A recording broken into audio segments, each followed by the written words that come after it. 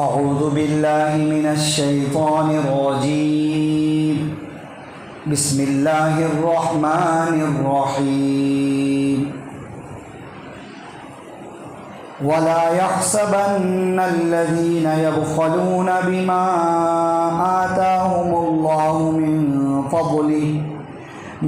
فضله هو خيرا لهم بل هو شر لهم سيطوقون ما بخلوا به يوم القيامة ولله ميراث السماوات والأرض والله بما تعملون خبير لقد سمع الله قول الذين قالوا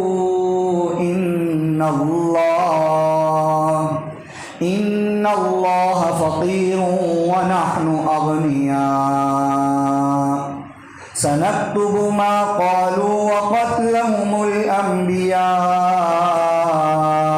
بغير حق ونقول ذوقوا عذاب الحريق ذلك بما قدمت أيديكم وأن الله ليس بظلام للعبيد صدق الله العظيم۔ چوتھا پارہ سورہ آل عمران، آیت نمبر 180، 181، 182، آیت نمبر 180، 181، 182۔ یہ تین آیتیں اس وقت میں پڑھی گئی ہیں۔ ان تین آیتوں میں اللہ رب العزت نے چند باتیں بیان فرمائی ہیں۔ نمبر 1 یہ بخل کرنا برا ہے، بخل کرنا۔ اب بخل کا کیا مطلب ہے بتلائیں گے انشاءاللہ۔ اور نمبر 2 اللہ کے بارے میں برے الفاظ استعمال نہیں کرنا چاہیے۔ نمبر 3 بخل کبھی کبھی ایسے الفاظ زبان سے نکال دیتا ہے جو نامناسب ہے۔ نمبر 4 کفر اور گناہ پر راضی رہنا بھی بندے کو کافر بنا دیتا ہے۔ نمبر 5 زکوٰۃ ادا نہ کرنا بہت بڑا گناہ ہے، گناہ کبیرہ ہے۔ ان تین آیتوں میں یہ چند باتیں بتلائی گئی ہیں۔ ترجمہ سن لیں، اس کے بعد میں یہ 2-4 باتیں جو ہیں اس کے اوپر وضاحت آئے گی انشاءاللہ تعالی۔ اللہ رب العزت فرماتے ہیں سورہ آل عمران آیت نمبر 180 میں وَلَا يَحْسَبَنَّ الَّذِينَ يَبْخَلُونَ بِمَا آتَاهُمُ اللَّهُ مِنْ فَضْلِهِ، اور وہ لوگ خیال نہ کریں، وہ لوگ جو بخل کرتے ہیں ان نعمتوں میں، اس مال میں جو اللہ نے ان کو دیا ہے اپنے فضل سے۔ جو مال اللہ نے ان کو اپنے فضل سے دیا ہے، ایسی چیزوں میں، ایسے اموال میں بخل کرنے والے لوگ یہ خیال نہ کریں ہوا خیرا لہم کہ وہ مال ان کے لیے خیر ہے، ایسا خیال نہ کریں۔ بل ہوا شر لہم، بلکہ وہ تو ان کے لیے شر ہے، بلکہ وہ تو ان کے لیے بری بات ہے، شر ہے۔ سیطوقون ما بخلوا به یوم القیامت، ان قریب توق بنا کر ان کے گلے میں ڈال دیا جائے گا وہ سب کچھ جس میں انہوں نے بخل کیا تھا، یوم القیامت، قیامت کے دن۔ ان قریب قیامت کے دن ان کے گلوں میں توق بنا کر ڈال دیا جائے گا اس مال کو، ان چیزوں کو جس میں انہوں نے بخل کیا تھا۔ وَلِلَّهِ مِيرَاثُ السَّمَاوَاتِ وَالْأَرْضِ، اور اللہ ہی کے لیے ہے آسمانوں اور زمینوں کی ملکیت۔ آسمانوں اور زمینوں کا مالک صرف اللہ ہے۔ آسمانوں اور زمینوں کی ملکیت، میراث، ملکیت صرف اللہ کی ہے۔ واللہ بما تعملون خبیر، اور اللہ اے لوگو تمہارے اعمال سے باخبر ہے۔ آیت نمبر 181 لقد سمع اللہ قول الذین قالوا، تحقیق کے بے شک اللہ نے سن لی ان لوگوں کی بات جنہوں نے یہ کہا تھا ان اللہ فقیر ونحن اغنیاء، کہ بے شک اللہ تو فقیر ہے اور ہم مالدار ہیں۔ سنکتب ما قالوا، ہم لکھے رہے ہیں ان کی ان باتوں کو جو انہوں نے کہا، ان قریب ہم لکھوائیں گے اور ہم لکھ رہے ہیں ان کی ان باتوں کو جو انہوں نے کہی. وَقَتْلَهُمُ الْأَنْبِيَاءَ بِغَيْرِ حَقٍّ، اور ہم لکھ رہے ہیں ان کے نبیوں کو ناحق قتل کرنے کو. وَنَقُولُ ذُوقُوا عَذَابَ الْحَرِيقِ، اور ہم کہیں گے چکھو آگ کا عذاب، چکھو جلانے والا عذاب، آگ کا عذاب. ذالک بما قدمت ایدیکم، آیت نمبر 182.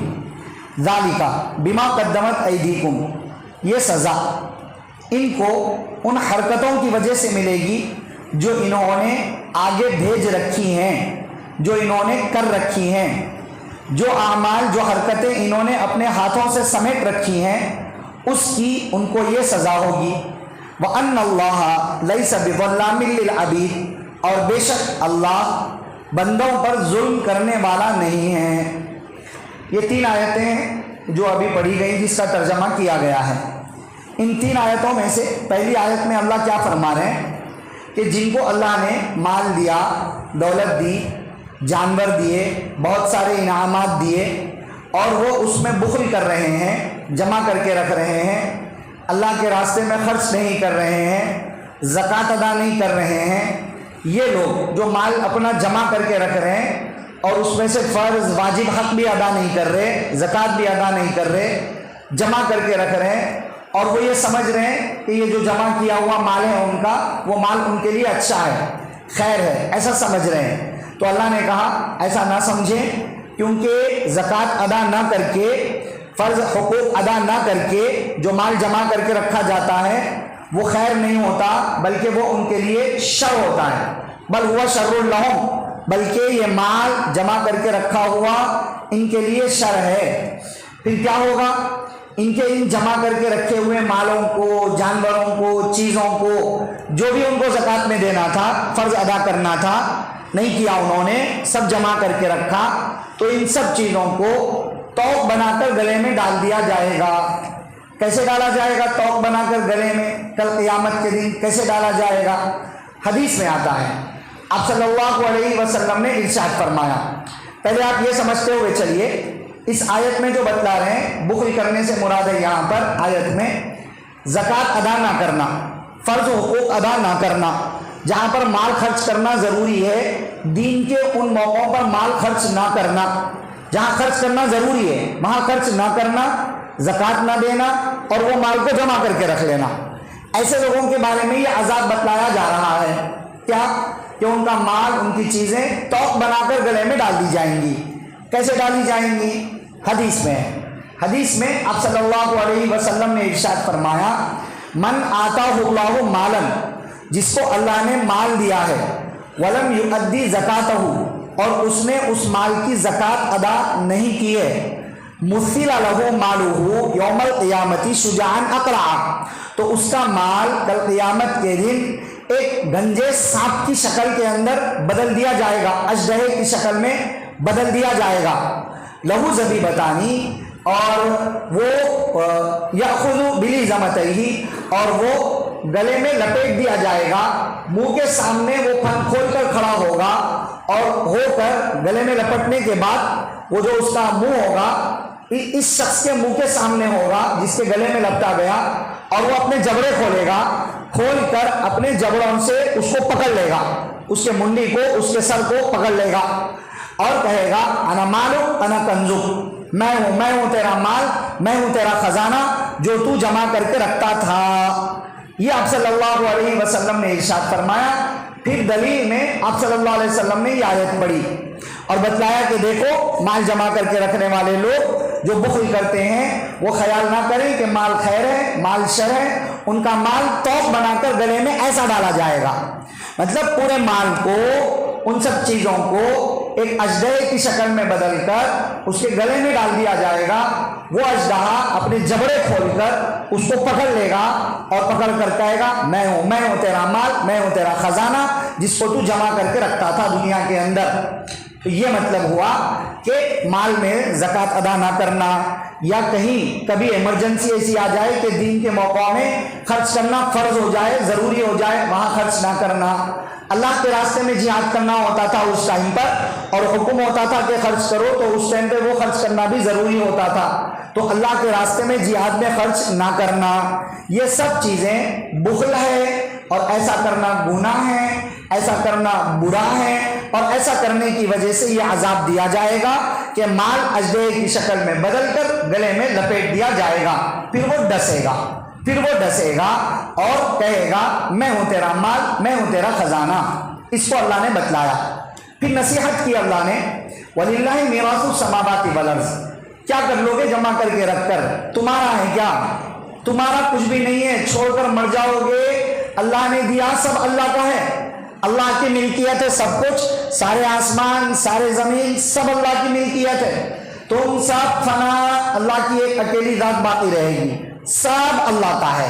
ایک ایک ایک کر کے جب سارے لوگ ختم ہو جائیں گے، ساری دنیا تباہ ہو جائے گی، یہاں تک کہ تمام فرشتوں کو بھی موت آ جائے گی، جو عرش کو تھامے ہوئے فرشتے ہیں ان کو بھی موت آ جائے گی، بالکل سناٹا سا، پورے زمین آسمان سارے سب ختم، سب کچھ ختم، ایک سناٹا طاری ہوگا، اس وقت ایک آواز گونجے گی، لمن الملک اليوم، آج بتلاؤ بادشاہت کس کی ہے، آج کس کی ہے؟ پھر جواب بھی اللہ ہی کی طرف سے آئے گا، للہ الواحد القہار، ایک اللہ کی ہے جو اکیلا ہے، جو زبردست ہے اور جو غالب ہے۔ تو اسی کو سمجھایا، مال جمع کر کے رکھ رہے، واجب حقوق ادا نہیں کر رہے، زکوٰۃ ادا نہیں کر رہے، ضرورت کی موقعوں پر خرچہ نہیں کر رہے، یاد رکھو تمہارا کچھ بھی نہیں ہے، سب ختم ہونے والا ہے، سب اللہ کا ہے۔ وَلِلَّهِ مِيرَاثُ السَّمَاوَاتِ وَالْأَرْضِ وَاللَّهُ بِمَا تَعْمَلُونَ خَبِيرٌ، اور اللہ تمہارے اعمال سے باخبر ہیں۔ جب زکوٰۃ کا حکم دیا جا رہا تھا کہ زکوٰۃ ادا کرو اور جہاد کے موقعوں میں خرچہ کرو، تو یہ جو منافق ٹائپ کے لوگ تھے اور جو کھلے یہودی بھی تھے اور منافق ٹائپ کے لوگ بھی تھے، وہ یہ بولتے تھے کہ دیکھو دیکھو ان کا اللہ تو فقیر ہے، ہم سے پیسے مانگ رہا ہے، تو اللہ فقیر ہے اور ہم مالدار ہیں، ہم سے پیسے مانگے جا رہے ہیں۔ اب اللہ کی شان میں گستاخی، بڑا سخت جملہ انہوں نے بولا، اللہ فرما رہے ہیں سن لی، اللہ نے سن لی ان لوگوں کی بات جو انہوں نے کہا، ان اللہ فقیر و نحن اغنیاء، سن لی اللہ نے بات۔ اللہ نے یہاں اس کا جواب نہیں دیا، اس جگہ پر سورہ آل عمران کی ان آیات میں، آیت 180 181 182 میں ان کی اس گستاخی کو ذکر کیا، لیکن اس کا جواب یہاں نہیں دیا۔ اللہ نے اس میں کیا کہا؟ اللہ نے سن لی ہے ان کی بات جو انہوں نے کہی ہے، اور اللہ لکھ رہے ہیں، سب باتوں کو لکھ رہے ہیں، مطلب لکھوا رہے ہیں فرشتوں کے ذریعے سے، اللہ لکھوا رہے ہیں، یہ بات بھی لکھوا دی گئی ان کی، یہی نہیں ان کے سارے گناہ لکھوائے جا رہے ہیں، صرف سارے گناہ نہیں، نبیوں کو انہوں نے جو ناحق قتل کر دیا اس کو بھی لکھوایا جا رہا ہے، سب لکھوایا جا رہا ہے، ایک ایک کر کے حساب کریں گے، اور جب حساب کریں گے اس وقت میں کہیں گے چکھو عذاب، ذوقوا عذاب الحریق، جلنے والا، جلانے والا، جھلسا دینے والا جہنم کی آگ کا عذاب اب چکھو۔ اس وقت میں سیدھا حاکمانہ جواب اللہ نے دیا، سمجھایا کچھ بھی نہیں، یہاں پر غلط باتیں، غلط جملے بول رہے ہو اور جو غلط حرکتیں کی ہیں سب نوٹ ہو رہا ہے، حساب ہوگا، سب کچھ ہوگا، پھر عذاب ہوگا، ذوقوا عذاب الحریق، عذاب ہوگا، سب عذاب دیا جائے گا، سب کچھ لکھوایا جا رہا ہے۔ اس کا جواب اللہ نے دوسرے موقعوں پر دیا ہے، دوسری جگہوں پر، کہ واللہ الغنی وانتم الفقراء، سنو مالدار صرف اللہ ہے، تم سب کے سب فقیر ہو، تم سب کے سب اللہ کے محتاج ہو، اللہ کے حکم سے تمہارے پاس جو کچھ ہے، ورنہ صرف اللہ مالدار، باقی سب کے سب فقیر۔ خیر، آخری میں اللہ نے فرمایا یہ عذاب جو دیا جائے گا نا، جلنے والا، جلانے والا، جھلسا دینے والا، جہنم کی آگ کا ہیبت ناک عذاب کیوں ہو رہا ہے؟ ان کی حرکتوں کی وجہ سے ہو رہا ہے۔ ایمان لاؤ، نہیں لائے، نامناسب باتیں نہ بولے، اللہ کے راستے میں خرچ کرو، نہیں خرچ کیا، زکوٰۃ ادا کرو، زکوٰۃ ادا نہیں کی، اللہ کا احترام کرو، عبادت کرو، نہیں کیا، اللہ کی شان میں گستاخی والے الفاظ کہے، نبیوں کا قتل نہ کرو، نبیوں کا قتل کیا، بدکاری نہ کرو، قوموں نے بدکاریاں بھی کی، اللہ کی نافرمانی نہ کرو، نافرمانی بھی کی، سب ان کی حرکتیں ہیں، ان کی حرکتوں کی وجہ سے ان کو یہ سزا دی جائے گی، ذالک بما قدمت ایدیکم، ان کی حرکتوں نے، ہاتھوں نے جو گناہ سمیٹ رکھے ہیں اسی کی وجہ سے یہ عذاب ہو رہا ہے۔ اللہ ظلم نہیں کرتے ہیں، اللہ ظلم نہیں کرتے ہیں، ہر ایک کو اللہ ان کے اعمال کا پورا پورا حساب کتاب دیتے ہیں، اللہ ظلم نہیں کرتے ہیں۔ ایسا کہ ارے ہماری شان میں گستاخی کر دی، چلو اب ان یہ عذاب کے مستحق، اتنے عذاب کے مستحق نہیں ہے لیکن ان کو ہیبت ناک عذاب دے دو، ہماری شان میں گستاخی کیسا کرتے؟ نہیں نہیں، اللہ نے ان کے سارے حرکتوں کو ملا کر سب حرکتوں کی سزا دی ہے۔ کسی ایک بات کی وجہ سے جتنی سزا ملنا چاہیے اس سے زیادہ سزا اللہ نہیں دیتے ہیں، کیونکہ اللہ ظلم کرنے والے نہیں ہیں۔ جو جتنی سزا کا مستحق ہے اس کو اتنی سزا دی جائے، یہ انصاف ہے، یہ انصاف ہے۔ کوئی سزا کا مستحق نہیں ہے اس کو سزا دی جائے، یا کوئی تھوڑی سزا کا مستحق ہے اس کو زیادہ سزا دی جائے، یہ ظلم ہے۔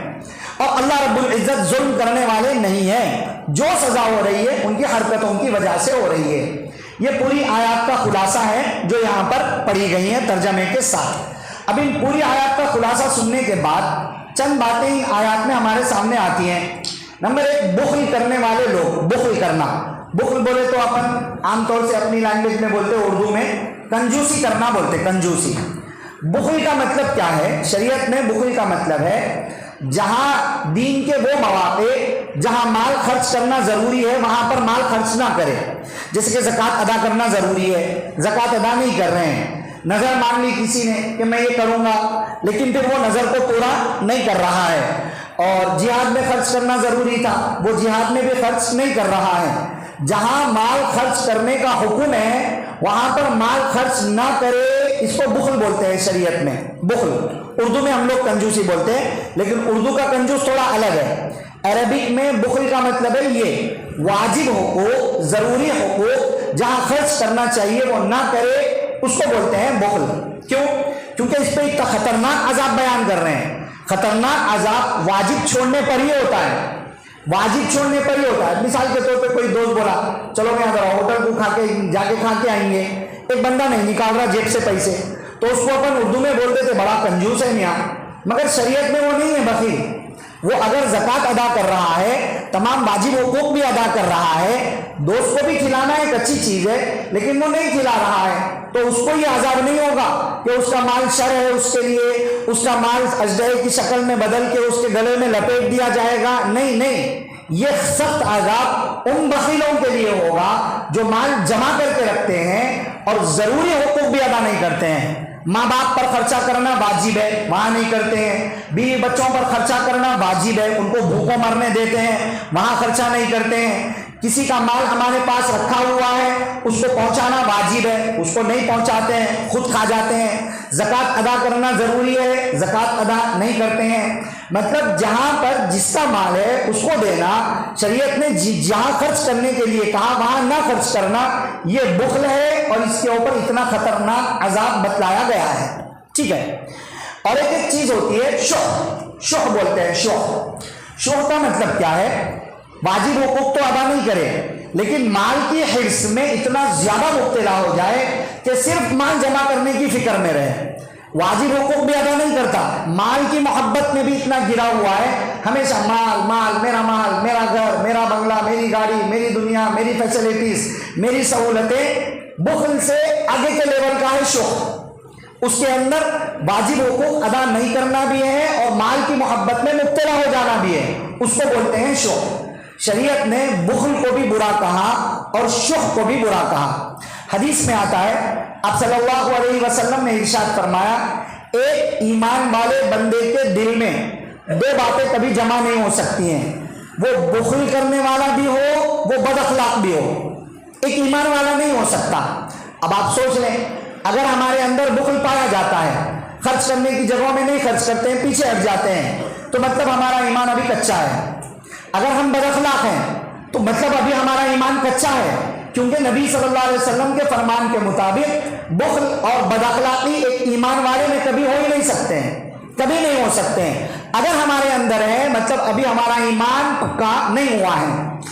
اسی طرح پر قرآن میں جگہ جگہ اللہ رب العزت نے ارشاد فرمایا کہ اللہ تکبر کرنے والے کو لا یحب مختالا فخورا، کہ تکبر کرنے والے کو اور اترانے والے کو مالداری پر اترانے والے کو، تکبر کرنے والے کو، خود پسندی میں مبتلا شخص کو اللہ پسند نہیں فرماتے ہیں۔ پھر یہ کون ہے یہ تکبر کرنے والا، اترانے والا؟ دو جگہ پر اللہ نے قرآن میں یہ بیان کیا، دونوں جگہ یہی فرمایا یہ وہ لوگ ہیں جو مال میں بخل کرتے ہیں اور دوسروں کو بھی بخل کرنے کی بات کرتے ہیں، خود بھی رکتے ہیں اور دوسروں کو بھی مال خرچ کرنے سے روک دیتے ہیں، یہ لوگ ہیں۔ مطلب بخل اتنی بری بات ہے کہ وہ تکبر ہے اور وہ اترانا ہے، اور یہ وہ بات ہے کہ جس کے بارے میں اللہ نے کہہ دیا کہ اللہ ان کو پسند نہیں فرماتے ہیں، واضح کر دیا، اتنی بری بات ہے بخل۔ اسی طرح شح، مال کی حرص میں مبتلا ہونا اور مال صرف جمع کرتے رہنا، میرا مال مال کے پیچھے پڑنا، یہاں تک کہ حلال حرام بھی نہ دیکھنا، ایسی حرص مال کی آ جائے دل کے اندر، ایسی محبت دنیا کی اتر جائے دل کے اندر کہ بندہ اللہ سے، دین سے، شریعت کے بہت سے احکامات سے دور ہونے لگے، فرمایا یہ بھی بہت برا ہے۔ اس کے بارے میں بھی قرآن میں جگہ جگہ اللہ نے فرمایا، دو جگہ پر ارشاد فرمایا۔ ایک جگہ فرمایا دیکھو وَأَنفِقُوا، خرچ کرنا اللہ کی راہ میں یہ تمہارے لیے بہتر ہے، اور یاد رکھنا وَمَن يُوقَ شُحَّ نَفْسِهِ، اور جو نفس کے حرص شح سے بچا لیا گیا فَأُولَئِكَ هُمُ الْمُفْلِحُونَ، وہ لوگ کامیاب ہیں۔ جن کے اندر حرص نہیں ہے مال کی، کماتے ہیں اور ضرورت کے بقدر جمع کر کے بھی رکھتے ہیں اپنی فیملی کے لیے، لیکن خرچ کرنے کی جگہوں پر خرچ بھی کرتے ہیں، مال کے حرص میں اتنا مبتلا نہیں ہے کہ حلال و حرام کا فرق بھی ختم ہو جائے، کہاں یہ لوگ کامیاب ہیں۔ دوسری جگہ انصار صحابہ کی فضیلت بیان کرتے ہوئے کہا کہ انصار صحابہ یہ وہ لوگ ہیں کہ جو مہاجرین کے لیے خرچ کرتے رہتے ہیں، اپنے مال میں بھی ان کو شریک کر لیتے ہیں، مہاجر صحابہ کو اپنے پاس جو کچھ تھا ان کو میراث میں حصے دار بنا دیتے ہیں، آدھا مال ان کو دے دیتے ہیں۔ کون دیتا ہے بھائی؟ کون دیتا ہے؟ کوئی نہیں۔ مہاجر صحابہ دوسری کنٹری کے مکہ سے آ رہے ہیں ہجرت کر کے مدینہ میں، مدینہ کے صحابہ اگر جس کے 4 شادیاں تھے تو 2 کو طلاق دے دیے، 3 کو طلاق دے دیے، بولے مہاجر صحابہ کو تم ان سے شادیاں کر لو۔ اگر کسی کی پراپرٹی تھی تو اپنی پراپرٹی میں ان کو شریک کر دے، تم یہ پراپرٹی لے لو، تم یہ حصے دار۔ عام آسان بات نہیں ہے۔ اللہ نے ایک جگہ پر 28ویں پارے میں ان کی تعریف فرمائی، تعریف کرتے ہوئے کہا یہ وہ صحابہ ہے جو دوسروں کو دیتے ہیں اگرچہ خود کو فاقے کی نوبت آنے لگے۔ پھر فرمایا جو مال کی حرص سے، شح سے بچا لیا گیا یہ لوگ کامیاب ہیں۔ بہت اہم بات ہے، مال کمانا اچھی بات ہے، لیکن مال کی محبت دل میں اتر جانا، مال کی لالچ دل کے اندر مبتلا ہو جانا کہ جس کی وجہ سے بندہ بنیادی حقوق بھی ادا نہ کر پائے، ضرورت مندوں پر خرچہ بھی نہ کر پائے، اپنی فیملی پر واجب خرچہ کرنے میں بھی 10 مرتبہ سوچنے لگے، یہ نہایت بری بات ہے۔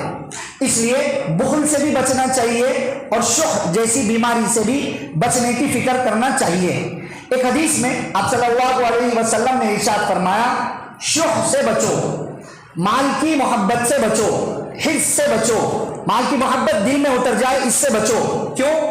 کیونکہ شح ہی وہ چیز ہے جس نے تم سے پہلے بہت سارے لوگوں کو ہلاک کر دیا۔ کیسے ہلاک کر دیا؟ مال کی محبت کی اندر مبتلا ہو کر، دنیا کی محبت میں مبتلا ہو کر پہلے لوگوں نے خون بہا دیے، خون کے خون بہا دیے اور حرام چیزوں کو بھی اپنے لیے حلال کرنے لگے۔ مال کی محبت ہی بندے کو گناہوں کی طرف میں لے کر کے جاتی ہے۔ آج بھی دیکھ لیں آپ، پراپرٹیز کے مسئلوں میں، جائیدادوں کے مسئلوں میں مرڈر کے مرڈر ہو رہے ہیں، قتل و غارت گری عام ہو رہی ہے پیسوں کے چکر میں، اور کتنے لوگ ہیں جو حرام کو حلال کر رہے ہیں کہ یہ سود کا دروازہ کھول لو، یہ رشوت کا دروازہ کھول لو اور فلاں کے نام پر ادھر سے ہڑپ لو۔ کیا؟ شح شح شح۔ مال کی محبت دل میں ایسی اتر گئی ہے کہ اس سے دوری نہیں ہو پا رہے ہیں۔ یہ فرمایا اس نے پہلے لوگوں کو ہلاک کر دیا، اس لیے اس سے بچو۔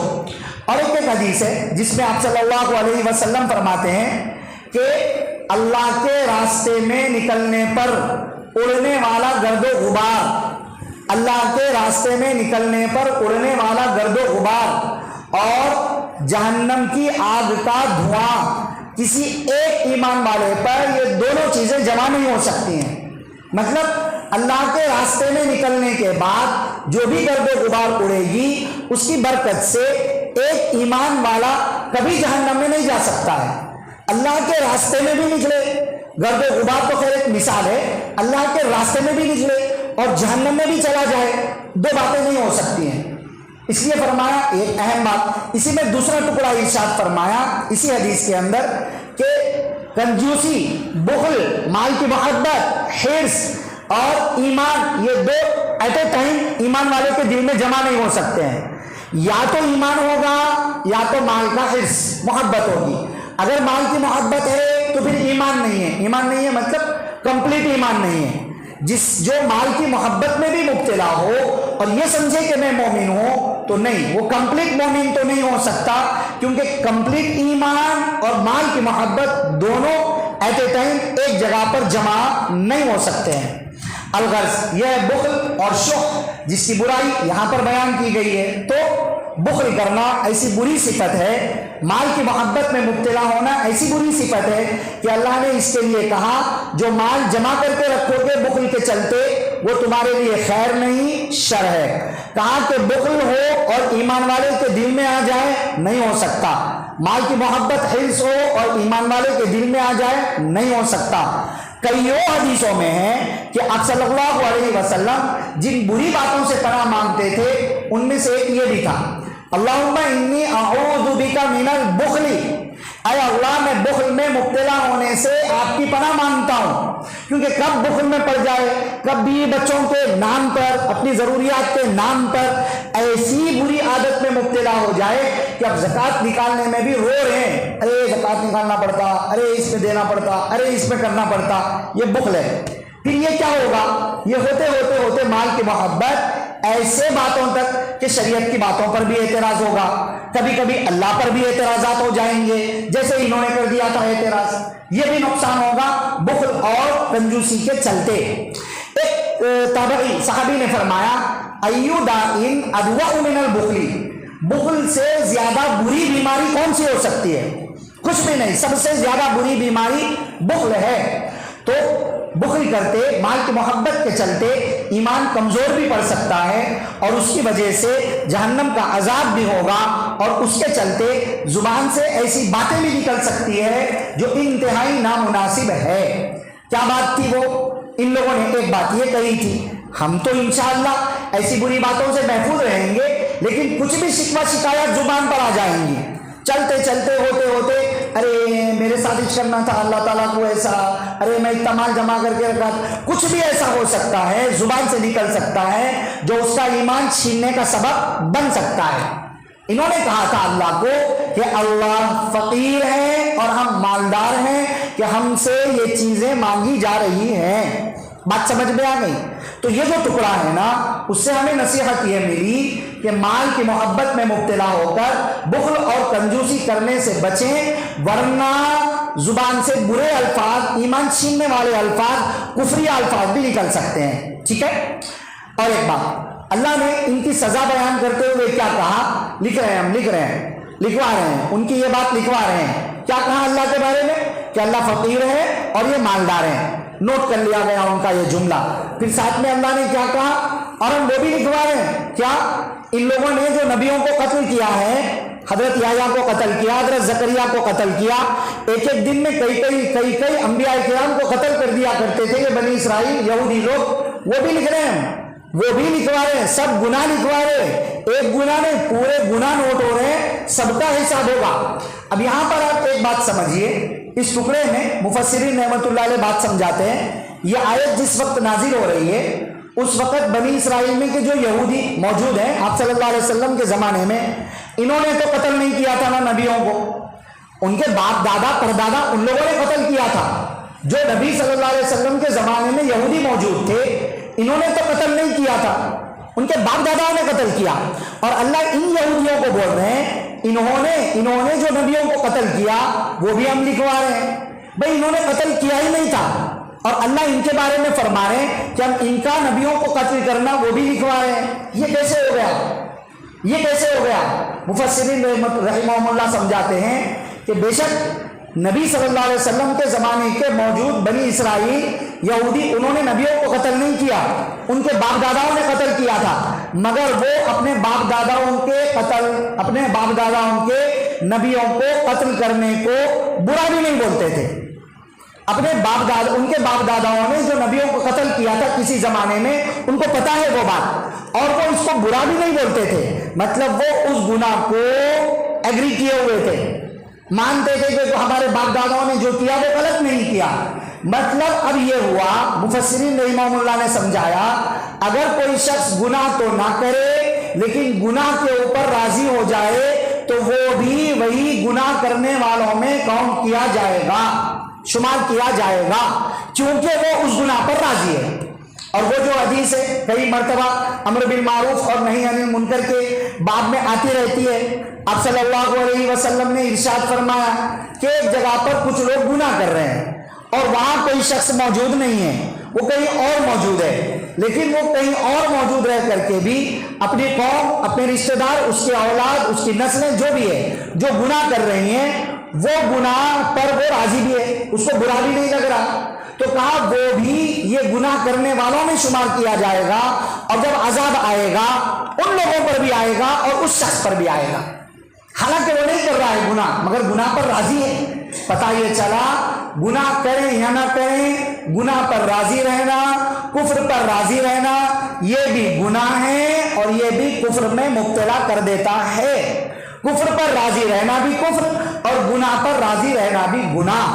بہت سمجھنے کی بات ہے، آج ہمارے گھروں میں گناہ پر گناہ ہوتے رہتے ہیں، ذرہ برابر فرق نہیں پڑتا، باپ کو فرق نہیں پڑ رہا، ماں کو فرق نہیں پڑ رہا، بلکہ گناہ ہمارے معاشرے میں گلیوں میں چل رہا چلنے دو بھائی، چل رہا چلنے دو بھائی، مطلب فرق ہی نہیں پڑ رہا۔ یہ فرق نہ پڑنا کہیں ایسا نہ ہو کہ اس کی وجہ سے ہمیں بھی گناہ گار شمار کر لیا جائے، اور جب عذاب آئے تو سب کے اوپر عذاب نازل ہو جائے، پھر ہم کیسے فرق کریں کہ ہمیں فرق پڑتا ہے، ہمیں فرق پڑتا ہے، ہم کیسے بتلائیں، کیسے سمجھیں؟ ہمارے گھر میں گناہ ہو رہا ہے، ہم روک رہے ہیں یا نہیں روک رہے ہیں؟ اگر روک رہے ہیں تو مطلب ہمیں فرق پڑتا ہے۔ ہمارے محلے میں، ہمارے گلی میں گناہ ہو رہا ہے، کیسا گناہ؟ پوری کی پوری قوم نمازیں چھوڑ رہی ہے، پوری کی پوری قوم، مسجد کے آس پاس کے لوگ نمازیں چھوڑ رہے ہیں اور ہمیں فرق ہی نہیں پڑ رہا ہے۔ اگر ہمیں فرق پڑتا ہے تو وقتاً فوقتاً، ریگولر نہ صحیح، ان سے مل کر کبھی ان کو بات بتلائی جائے، ان تک بات پہنچائی جائے کہ یہ گناہ چھوڑو، کہیں ایسا نہ ہو کہ عذاب آ جائے۔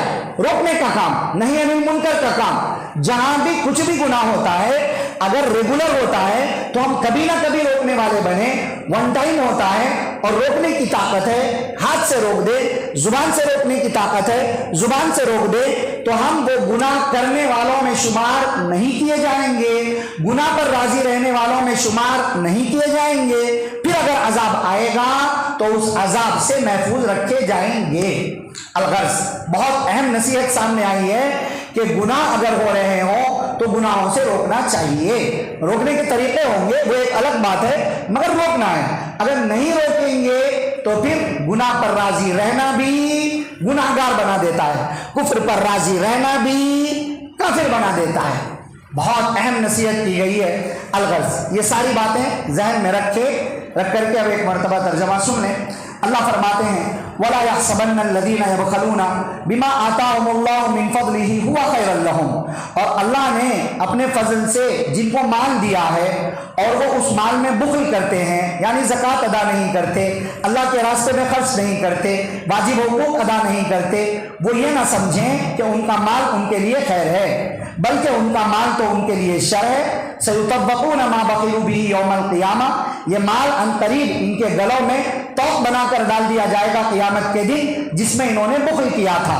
اور یاد رکھنا چاہیے کہ آسمانوں اور زمینوں کی میراث، ملکیت صرف اللہ کی ہے، اور اے لوگوں اللہ تمہارے اعمال سے باخبر ہے۔ لقد سمع اللہ قول الذین قالوا، تحقیق کہ اللہ نے سن لی ان لوگوں کی بات جنہوں نے یہ جملے کہے تھے، بے شک اللہ فقیر ہے اور ہم مالدار ہیں۔ اللہ ہماری ہر بات کو سن رہے ہیں، ان کی اس بات کو بھی سنا، ہماری بھی ہر بات کو اللہ سن رہے ہیں، اچھی بری کیا ہے ہر ایک بات ہماری اللہ سن رہے ہیں۔ پھر کیا ہوگا؟ اللہ سنکتب ما قالوا، لکھوا رہے ہیں ہم وہ بات، لکھوا رہے ہیں وہ بات جو لوگ کہہ رہے ہیں، اور ان کے نبیوں کے ناحق قتل کرنے کو اور دیگر بہت سارے گناہوں کو بھی لکھوایا جا رہا ہے۔ کل قیامت کے دن حساب کتاب کے بعد کہیں گے चको अजाब, जलने जलाने वाला जहन्नम की आग का।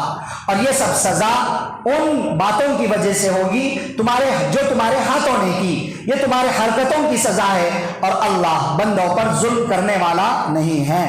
तो भाई बुखल से बचना है, शौक से बचना है, और अल्लाह के रास्ते में खर्च करने की फिक्र करना है, ज़रूरत पड़ने पर दीन के खातिर भी आगे बढ़ना है, निकलना है, अम्र बिल मारूफ भी करना है, नहीं अनिल मुनकर भी करना है, ज़ुबान की भी हिफाजत करनी है, ज़कात अदा करने का जज्बा भी पैदा करना है। अलगर ये सब बातें हैं, इसको सामने रखें और दुआ करें। अल्लाह ताला मुझे, आपको, सबको, सारे दोस्तों अहबाब को कहने सुनने से ज़्यादा अमल की बातों पर अमल करने, बचने की बातों से बचने और अकीदे की बातों पर अकीदा रखने की तौफीक नसीब फरमाए। आमीन। सुबहान अल्लाहि व बिहम्दिही, सुबहानक अल्लाहुम्मा व बिहम्दिका, नशहदु अल्ला इलाहा इल्ला अंता, नस्तगफिरुका व नतूबु इलैक। आज इशराक का वक्त 6:15।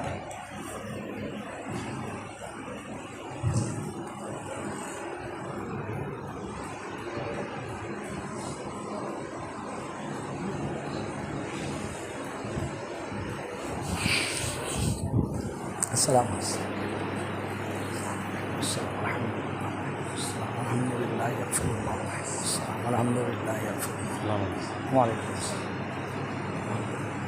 सम्मर कोर्स ज्वाइन कर लेना। नहीं आ रहे, नहीं आ रहे।